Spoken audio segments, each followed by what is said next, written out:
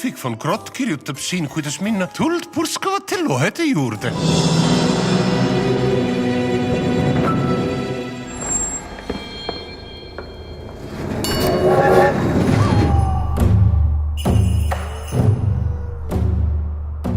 Mina sooviksin hoopis, et keegi seda lolliks läinud karu tagu otsast näpistaks.